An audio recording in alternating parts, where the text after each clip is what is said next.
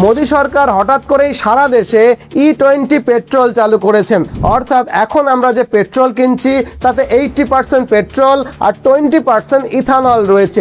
সরকারের দাবি এই পদক্ষেপের ফলে আমদানিকৃত তেলের ওপরে ভারতের নির্ভরতা কমবে আর আখ, ভুট্টা এই সব থেকে ইথানল তৈরি হওয়ায় কৃষকদের আয় বাড়বে এবং পরিবেশ দূষণও কমবে। কিন্তু অন্যদিকে হাজার হাজার গাড়ির মালিকেরা অভিযোগ করছে যে তাদের গাড়ির মাইলেজ কমে গেছে, আবার কেউ বলছে গাড়ির যন্ত্রাংশের ক্ষতি হচ্ছে। যদিও বিতর্কটা কিন্তু এখানেই শেষ নয়। কংগ্রেস দাবি করছে যে সরকারের এই নীতির ফলে সবচেয়ে বেশি লাভবান হয়েছে কেন্দ্র সরকারের একজন প্রভাবশালী কেন্দ্রীয় মন্ত্রী নীতিন গডকরি, যার দুই ছেলে মহারাষ্ট্রের বড় বড় চিনির মিলের মালিক, যে চিনির কল থেকে ইথানল তৈরি হয়। আর সেই কারণেই সোশ্যাল মিডিয়ায় অনেকেই এখন এটাকে একটা বড় স্ক্যাম বা বড় ঘোটালা বলতে শুরু করেছে। আবার বিপুল অর্থ ব্যয় করে বিদেশ থেকে ক্রুড অয়েলকে আমদানি করতে হয়, অন্যদিকে ইথানল দেশের ভেতরেই উৎপাদিত ফসল থেকে তৈরি করা সম্ভব। অর্থাৎ এই দুটো প্রধান কারণেই বিশ্বের বহু দেশ পেট্রোলে ইথানল মেশায়। ভারতে 2003 সালের জানুয়ারি থেকে, মানে মনমোহন সিংয়ের আমল থেকেই ইথানলকে পেট্রোলে মেশানো হচ্ছে এবং বিক্রি করা হচ্ছে। প্রায় 22 বছর আগে তখন পেট্রোলে মাত্র 5% ইথানল মেশানোর লক্ষ্যকে নির্ধারণ করেছিল মনমোহন সরকার। তবে শুরুতে খুব কম পরিমাণে ইথানলকে পেট্রোলে মেশানো হতো। তবে 2014 সালে বিজেপি সরকার ক্ষমতায় আসার 1 মাসের মধ্যেই এই সীমা 5% থেকে বেড়ে 10% করে দেওয়া হয়। পরে 2018 সালে সরকার ঘোষণা করে যে 2030 সালের মধ্যে পেট্রোলে 20% ইথানল মেশানো হবে। কিন্তু পরে সেই লক্ষ্যটাকেও, মানে 2030 সালের লক্ষ্যমাত্রাটাকেও এগিয়ে এনে 2026 সালকে নির্ধারণ করা হয়। ফলে মার্চ 2026 থেকেই সরকার সারা দেশে E20 ফুয়েল চালু করে দিয়েছে। আশা করি এই অবধি বিষয়টা আপনারা বুঝলেন।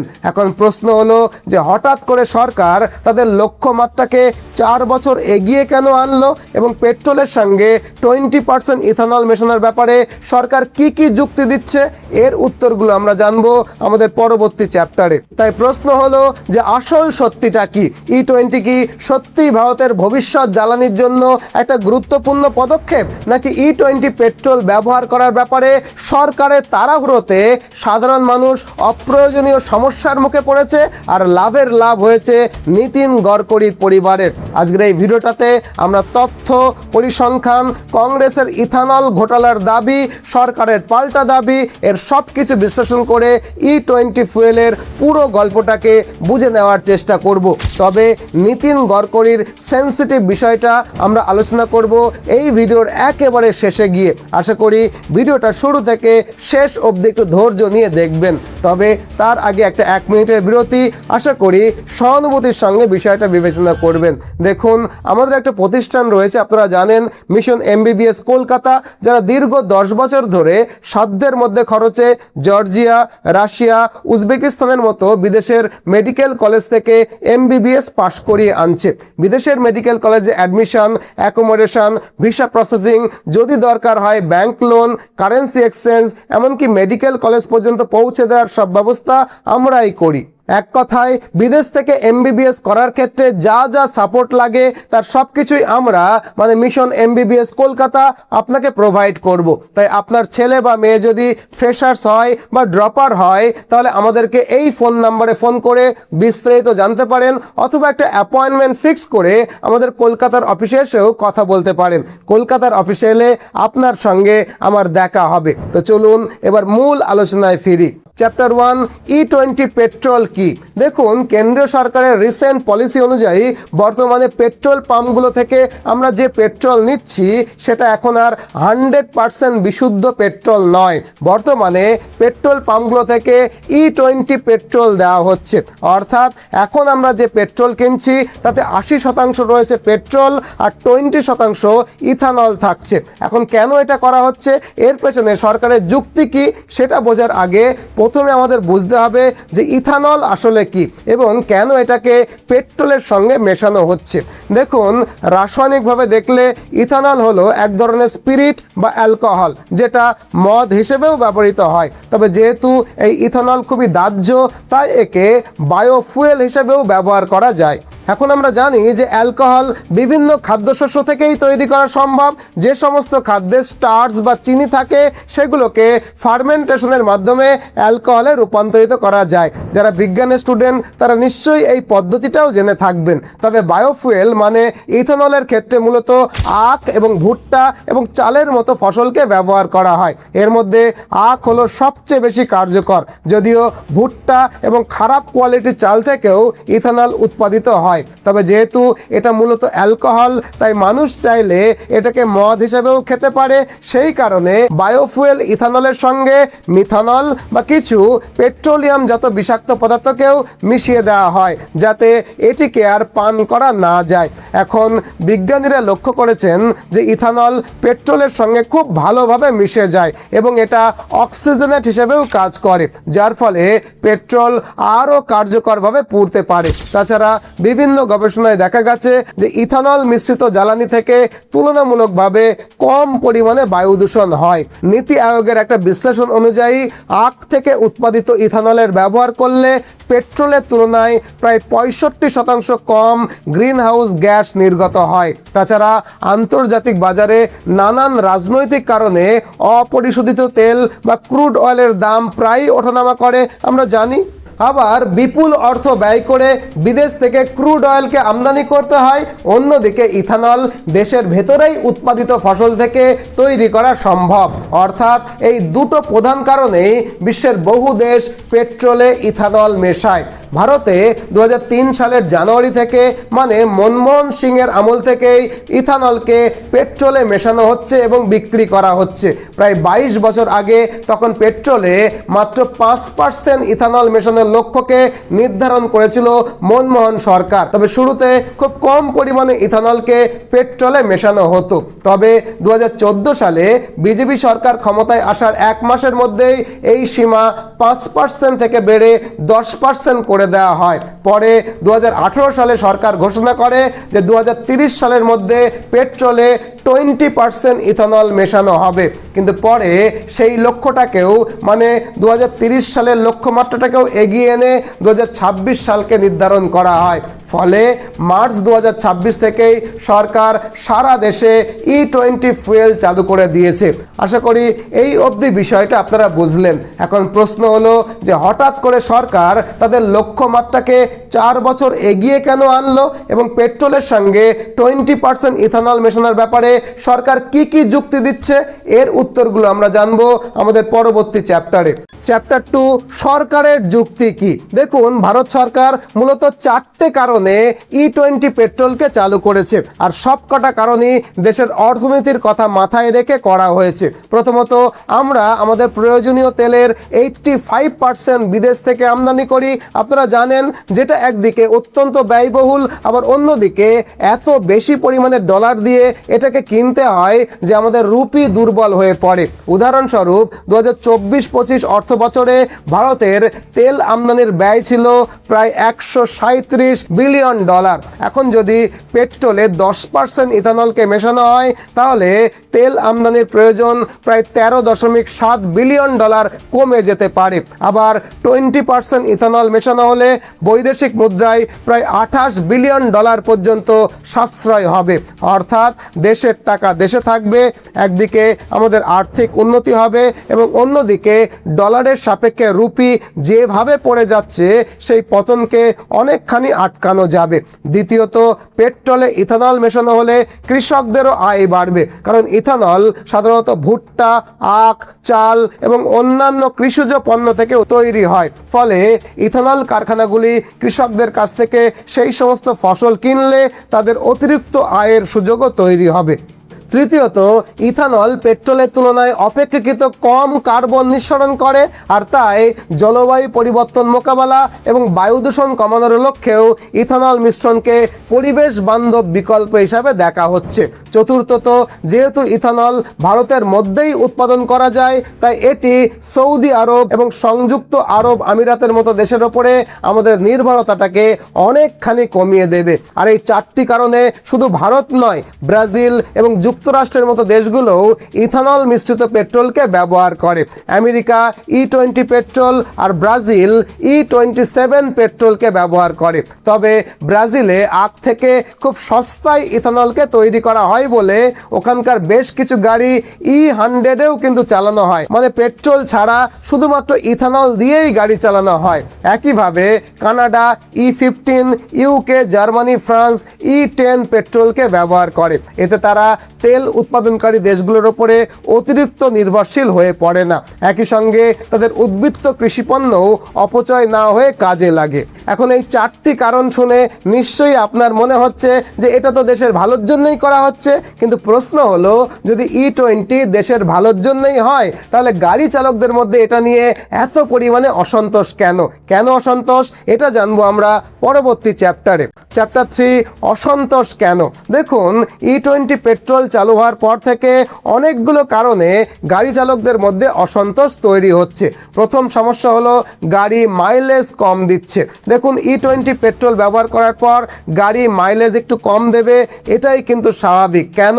কারণ পেট্রোলের ক্যালোরিফিক ভ্যালু ইথানলের তুলনায় বেশি, মানে 1 লিটার পেট্রোল থেকে 1 লিটার ইথানলের তুলনায় অনেক বেশি পরিমাণে শক্তি পাওয়া যায়। ফলে যখন একটা গাড়ি ইথানল মিশ্রিত জ্বালানিতে চলে, তখন একই দূরত্ব অতিক্রম করতে ইঞ্জিনকে তুলনামূলকভাবে বেশি জ্বালানি পোড়াতে হয়। আর এই কারণেই অনেক ব্যবহারকারী মাইলেজ কমে যাওয়ার অভিযোগ করছেন। বিষয়টা কিন্তু সত্যি। আর দ্বিতীয় সমস্যা হলো, সব গাড়ি এখনও E20-র জন্য প্রস্তুত নয়। কীরকম? ধরুন, একটা লোহার রডকে যদি বৃষ্টিতে ফেলে রাখা যায়, তাহলে সময়ের সঙ্গে সঙ্গে সেটাতে মরিচা পড়তে শুরু করবে। ইথানলের ক্ষেত্রেও কিছুটা একই ধরনের সমস্যা দেখা দিতে পারে, তবে তা গাড়ির ফুয়েল সিস্টেমের ভেতরে। কিভাবে? আসলে ইথানল বাতাস থেকে আর্দ্রতাকে শোষণ করে, আর দীর্ঘমেয়াদে এই আর্দ্রতা ফুয়েল সিস্টেমের মধ্যে ক্ষয় তৈরি করতে পারে। রাবারের পাইপে ফাটল ধরতে পারে, সিল শক্ত হয়ে যেতে পারে এবং ফুয়েল পাম্পের কার্যক্ষমতা অনেকখানি কমে যেতে পারে। আর এই সমস্যার সমাধান খুব একটা সহজ বিষয় নয়। এর জন্য প্রয়োজন শক্তিশালী ফুয়েল পাম্প, উন্নত ইনজেক্টর এবং ইথানল প্রতিরোধী পাইপ লাইন। এখন নতুন গাড়িগুলোকে গাড়ি নির্মাতা কোম্পানিগুলো E20 পেট্রোল ব্যবহারের উপযোগী করেই তৈরি করছে, কিন্তু পুরনো গাড়িগুলোর ইঞ্জিন কিন্তু এখনও E20 পেট্রোল ব্যবহারের উপযোগী নয়। ফলে ইঞ্জিন দ্রুত নষ্ট হয়ে যাওয়ার আশঙ্কা কিন্তু থেকেই যায়। আর এজন্যই মারুতি সুজুকি পুরনো গাড়ির জন্য E20 আপগ্রেড কিটস আনার পরিকল্পনাও করছে, যার সম্ভাব্য মূল্য কিন্তু 4,000 থেকে 6,000 টাকার মধ্যে হতে পারে। 2 চাকার যানবাহন নির্মাতারাও এই ধরনের সমাধান নিয়ে কাজ করছে। এখন পুরনো গাড়ির মালিকরা এই এক্সট্রা টাকা খরচ করতে চাইছে না বলেও একটা অসন্তোষ তৈরি হচ্ছে। তার ওপরে ইঞ্জিন নষ্ট হয়ে যাওয়ার আশঙ্কা বা সম্ভাবনাও কিন্তু রয়ে যাচ্ছে। আর তৃতীয় সমস্যা হলো বীমা নিয়ে। E20 চালু হওয়ার পর কিছু কিছু বীমা কোম্পানি জানিয়েছে যে ভুল ধরনের জ্বালানি ব্যবহারের কারণে ইঞ্জিন নষ্ট হলে বীমার দাবি গ্রহণ নাও করা হতে পারে। ফলে অনেকের মধ্যেই উদ্বেগ তৈরি হচ্ছে, কারণ E20 ব্যবহারের কারণে গাড়ির ক্ষতি হলে বীমা কোম্পানি যদি সেই খরচ না দেয়, তাহলে পুরো মেরামতের খরচ গাড়ির মালিককেই বহন করতে হবে। এটাও একটা সমস্যা। আর একটা গুরুত্বপূর্ণ বিষয় হলো, ইথানল তৈরিতে প্রচুর পরিমাণে জল লাগে। ভারতের খাদ্য সচিবের বক্তব্য অনুযায়ী আখ থেকে 1 লিটার ইথানল উৎপাদন করতে প্রায় 3,630 লিটার জল প্রয়োজন হয়, আর ভুট্টা থেকে 1 লিটার ইথানল উৎপাদন করতে প্রায় 4,670 লিটার জল প্রয়োজন হয়। এখন এমনিতেই মহারাষ্ট্র এবং উত্তরপ্রদেশের মতো কয়েকটা রাজ্যে ইতিমধ্যেই জল সংকট চলছে। তার ওপরে এরপরে যদি আরও বেশি ইথানল পেট্রোলে ব্যবহার করা হয় তাহলে এই রাজ্যগুলো অবশ্যম্ভাবীভাবে জল সংকটের মুখে গিয়ে পড়বে। এখন এতগুলো সমস্যার কথা মাথায় রেখেও সরকার অলরেডি E20 পেট্রোলকে ব্যবহার করছে এবং ধাপে ধাপে পেট্রোলে ইথানলের পরিমাণ আরও বাড়ানো হবে বলেও সরকার সিদ্ধান্ত নিয়েছে। আর পেট্রোলে ইথানলের পরিমাণ বাড়ানো নিয়ে সরকার কেন এত তাড়াহুড়ো করছে এই বিষয়টা মাথায় রেখে কংগ্রেস অভিযোগ করছে যে এখানে কেন্দ্রীয় মন্ত্রী নীতিন গডকরির পারিবারিক স্বার্থ জড়িত রয়েছে। কারণ মহারাষ্ট্রে নীতিন গডকরি এবং তার দুই ছেলের বড় বড় চিনির কল রয়েছে, যে চিনির কলগুলো থেকে ইথানল তৈরি হয়। আর এই কারণে কংগ্রেস এটাকে একটা বড় স্ক্যাম বা ঘোটালা বলে দাবি করছে। কিন্তু কি সেই স্ক্যাম জানবো পরের চ্যাপ্টারে। চ্যাপ্টার 4, নীতিন গডকরির কি কোনো স্বার্থ রয়েছে? দেখুন, যখন মোদী সরকার E10 জ্বালানি চালুর উদ্যোগ নিচ্ছিল তখন 2018 সালে কেন্দ্রীয় সড়ক পরিবহন মন্ত্রী নীতিন গডকরি বলছিলেন যে পেট্রোলে ইথানল মেশানোর ফলে পেট্রোলের দাম প্রতি লিটার 55 টাকায় নেমে আসবে। তিনি আরও বলেছিলেন যে ভবিষ্যতে বর্জ্য পদার্থ এবং অন্যান্য উৎস থেকেও জ্বালানি তৈরি করা সম্ভব হবে, ফলে ডিজেল 50 টাকায় এবং পেট্রোল 55 টাকা প্রতি লিটার দামে পাওয়া যাবে। পরে 2023 সালে নীতিন গডকরি আরও এক ধাপ এগিয়ে গিয়ে দাবি করেন যে 60% ইথানল এবং 40% বিদ্যুৎ নির্ভর ব্যবস্থায় গাড়ি চালালে পেট্রোলের কার্যকর মূল্য প্রতি লিটারে 15 টাকায় নেমে আসতে পারে। এখন মুশকিল হলো বাস্তবে এটা তো হয়নি। মানে পেট্রোলের দাম দিয়ে আমরা 20% ইথানল কিনছি। এটাকে কংগ্রেসের পক্ষ থেকে একটা ছোট স্ক্যাম বলা হচ্ছে। আশা করি বুঝলেন বিষয়টা। এখন বড় স্ক্যামটা কি? বিষয়টা হলো মহারাষ্ট্রে গডকরি পরিবারের সঙ্গে যুক্ত একাধিক চিনিকল রয়েছে যেগুলোর উপজাত বা বাই প্রোডাক্ট থেকে ইথানল তৈরি করা হয়। ভারতে ইথানল উৎপাদনকারী প্রথম দিককার কোম্পানিগুলোর মধ্যে সবচেয়ে উল্লেখযোগ্য হলো পূর্তি গ্রুপের পূর্তি পাওয়ার অ্যান্ড সুগার লিমিটেড, যার প্রতিষ্ঠাতা ছিলেন নীতিন গডকরি নিজেই। আসলে মন্ত্রী হওয়ার আগেই গডকরি ইথানল ব্যবহারের পক্ষে সক্রিয়ভাবে প্রচার চালাতেন। এখন ডিসেম্বর 2013 সালে বিভিন্ন চিনিকল পরিচালনাকারী কোম্পানি যখন সরকারের কাছে 10% ইথানল মিশ্রণ বাধ্যতামূলক করার দাবি জানায় তখন সেই বৈঠকে প্রধান পৃষ্ঠপোষক ছিলেন নীতিন গডকরি স্বয়ং। এরপরে 2014 সালে মোদী সরকার ক্ষমতায় আসার পরে মন্ত্রী হিসাবে দায়িত্ব গ্রহণ করেই তিনি ইথানল মিশ্রণের হার বাড়ানোর পক্ষে জোরালোভাবে সওয়াল করতে শুরু করেন। সেই সময় বাস্তবে ইথানল মিশ্রণের হার 2%-এরও কম ছিল।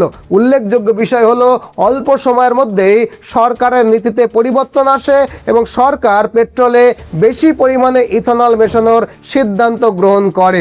কংগ্রেসের মতে সরকারের নীতির এই পরিবর্তনের ফলে পূর্তি গ্রুপের ব্যবসা ফেপে ফুলে ওঠে। পরবর্তীকালে পূর্তি গ্রুপের সঙ্গে সম্পর্কিত আরও দুটি কোম্পানি গড়ে ওঠে, মানস অ্যাগ্রো ইন্ডাস্ট্রিজ এবং CN অ্যাগ্রো ইন্ডাস্ট্রিজ। এই দুই সংস্থার পরিচালনায় রয়েছেন নীতিন গডকরির দুই ছেলে সারং গডকরি এবং নিখিল গডকরি। দুই প্রতিষ্ঠানই ইথানল ব্যবসার সঙ্গে যুক্ত। কোম্পানিটির শেয়ার বাজারে তালিকাভুক্ত এবং গত 5 বছরে এর বার্ষিক রাজস্ব বৃদ্ধির হার ছিল প্রায় 37.55%, যেখানে শিল্পের গড় বৃদ্ধি ছিল মাত্র 7%। একই সময়ে কোম্পানিটির নিট আয় গড়ে প্রতি বছর 62.43% হারে বেড়েছে, যেখানে শিল্পের গড় ছিল প্রায় 14%। অর্থাৎ এই কোম্পানিটি দেশের শিল্পের গড় প্রবৃদ্ধির তুলনায় বহুগুণ দ্রুত বৃদ্ধি পেয়েছে। গত 1 বছরে এর শেয়ারের দাম 1000%-এর বেশিও বেড়েছে বলে কংগ্রেস দাবি করছে। তাই কংগ্রেসের পক্ষ থেকে এটাকে একটা বড় স্ক্যাম বলে অভিযোগ করা হচ্ছে। হচ্ছে। এখন এটা স্ক্যাম কি স্ক্যাম না, এই সমালোচনার উত্তরটা কিন্তু সরকার দিতে পারবে। সচেতন নাগরিক হিসাবে আমরা শুধুমাত্র প্রশ্ন তুলতে পারি। এখন প্রশ্ন হলো, এই যে এত কিছু আলোচনা করলাম, এর সমস্যার সমাধান কোন পথে আসবে, সেই আলোচনাটা কিন্তু আমাদের করতে হবে, যেটা আমরা করব পরবর্তী চ্যাপ্টারে। চ্যাপ্টার 5, সমাধান কি হতে পারে। দেখুন, গড়কড়ির বিষয়টার উত্তর কেবলমাত্র সরকার দিতে পারবে, কিন্তু E20 পেট্রোল ব্যবহার নিয়ে সাধারণ মানুষের মধ্যে যে রকম অসন্তোষ তৈরি হয়েছে, তার সমাধান কিভাবে হবে সেটা কিন্তু ভাবা যেতেই পারে। আর এই সমস্যার সমাধানের জন্য ব্রাজিলের অভিজ্ঞতা থেকে আমাদের অনেক কিছু শেখার আছে। বর্তমানে ব্রাজিলের পেট্রোলে প্রায় 27% ইথানল মানে E27 মেশানো হয়। আবার একই সঙ্গে দেশটিতে বিশুদ্ধ পেট্রোলও কিন্তু বিক্রি হয়। ফলে ব্রাজিলের গাড়ি চালকরা পেট্রোল বা ইথানল মেশানো পেট্রোল যে কোনো একটা নিজেদের পছন্দ মতো, নিজেদের সুবিধা মতো গাড়িতে ব্যবহার করতে পারে। ভারতে কিন্তু এই বিকল্পের সুবিধাটা নেই। ভারতে সবাইকেই বাধ্যতামূলকভাবে E20 পেট্রোল নিতে হচ্ছে। আর তাছাড়া ব্রাজিল যে আজ E27কে ব্যবহার করছে, এই অবস্থায় ব্রাজিল কিন্তু একদিনে পৌঁছয়নি। তারা 1970-এর দশকে E10 দিয়ে শুরু করে ধীরে ধীরে 4 দশকের বেশি সময় ধরে E27-এ এসে পৌঁছেছে। দীর্ঘমেয়াদী পরিকল্পনা, পর্যাপ্ত পরিকাঠামো এবং ধাপে ধাপে বাস্তবায়নই কিন্তু ব্রাজিলের সাফল্যের মূল কারণ। ভারতের ক্ষেত্রেও একই ধরনের ধীর গতিতে বিষয়টা কার্যকর হতে পারত। E10 থেকে সরাসরি এত দ্রুত E20-তে না গিয়ে ধাপে ধাপে এগোলে গাড়ি নির্মাতারাও প্রস্তুতির জন্য সময় পেতেন, বীমা সংক্রান্ত সমস্যাটাও কিন্তু হতো না। আর একটা গুরুত্বপূর্ণ বিষয় হলো, বর্তমানে বেশিরভাগ ইথানল আখ, ভুট্টা এবং চালের মতো খাদ্যশস্য থেকে তৈরি হয়, যেটাকে 1G ইথানল বলা হয়, মানে ফার্স্ট জেনারেশন ইথানল। কিন্তু 2G ইথানল মানে সেকেন্ড জেনারেশন ইথানল তৈরি হয় কৃষি বর্জ্য, যেমন খড় বা ফসলের অবশিষ্টাংশ থেকে। এতে খাদ্যশস্যের ওপরে চাপ কমে এবং পরিবেশেরও উপকার হয়। যদিও এই প্রযুক্তি এখনও তুলনামূলকভাবে অনেকখানি ব্যয়বহুল, তবে ভবিষ্যতে 2G ইথানল না বানাতে পারলে খাদ্যশস্যের ওপরেও কিন্তু অনেকখানি চাপ পড়বে। আর খাদ্যশস্যের ওপরে চাপ পড়লে কি বিরাট সমস্যা হবে, সেটা নিশ্চয়ই আপনারা আন্দাজ করতে পারেন। আশা করি বিষয়টাকে বোঝাতে পারলাম। মোট কথা হলো, যখন দেশের পুরো ইকোসিস্টেমই এখনও E20 পেট্রোল ব্যবহার করার ব্যাপারে প্রস্তুত নয়, তখন জোর করে E20 চাপিয়ে দেওয়া হলে সরকারের ওপরে জনগণের আস্থা কমে যেতে পারে। আশা করি এই অবধি বুঝলেন। কিন্তু এখন প্রশ্ন হলো যে এই বিষয়ে সরকার কি করছে, সরকার কি ভাবছে, আর সরকার কোন সিদ্ধান্ত নিচ্ছে, সেটা জানবো আমরা আমাদের পরবর্তী চ্যাপ্টারে। চ্যাপ্টার 6, সরকার কি ভাবছে। দেখুন, E20 চালু হওয়ার পেছনে সরকারের লক্ষ্য মূলত ইতিবাচক। কৃষকদের আয় বৃদ্ধি, বিদেশি তেলের উপরে নির্ভরতা কমানো এবং পরিবেশ দূষণ কমানো। কিন্তু সমস্যা যেটা হয়েছে, সেটা একটু তাড়াহুড়ো করে ফেলেছে সরকার। তবে এই তাড়াহুড়োর পেছনে সম্প্রতি সময়ে ইরান আমেরিকার যুদ্ধকালীন পরিস্থিতিতে হরমুজ প্রণালী ব্লক হয়ে যাওয়ার বিষয়টাও কিন্তু সামনে রাখা হচ্ছে। তবে কংগ্রেস বারবার গড়কড়ির বিষয়টাকে সামনে আনছে। তবে সরকারের পক্ষ থেকে এখনো পর্যন্ত কোনো ইতিবাচক উত্তর পাওয়া যায়নি। যতদূর আন্দাজ করা যাচ্ছে, সরকার E20 পেট্রোল ব্যবহার করাটাকেই জারি রাখবে। এখন আপনার কি মনে হয়, সরকার এই পদক্ষেপ নিয়ে ঠিক করছে? কমেন্ট বক্সে আপনার মূল্যবান কমেন্ট অবশ্যই জানাবেন। আর হ্যাঁ, ভিডিওটার শুরুতে যেটা বলছিলাম, আমাদের একটা প্রতিষ্ঠান রয়েছে মিশন MBBS কলকাতা, যারা বিদেশ থেকে ডাক্তারি পড়িয়ে আনতে সব রকমের সহায়তা করে থাকে। যদি আপনি আপনার ছেলে বা মেয়েকে সাধ্যের মধ্যে খরচে বিদেশ থেকে ডাক্তারি পড়িয়ে আনতে চান, তাহলে এই নম্বরে ফোন করে বিস্তারিত জানতে পারেন, অথবা ফোন করে একটা অ্যাপয়েন্টমেন্ট বুক করে আমাদের কলকাতার অফিসে এসেও কথা বলতে পারেন। কলকাতার অফিসে এলে আপনার সঙ্গে আমার দেখা হবে। আজ এ পর্যন্তই। নতুন ভিডিও নিয়ে আবারও দেখা হবে। ততদিনে ভালো থাকবেন, সুস্থ থাকবেন, সদা সর্বদা ভারতের পক্ষে থাকবেন। জয় হিন্দ, জয় ভারত।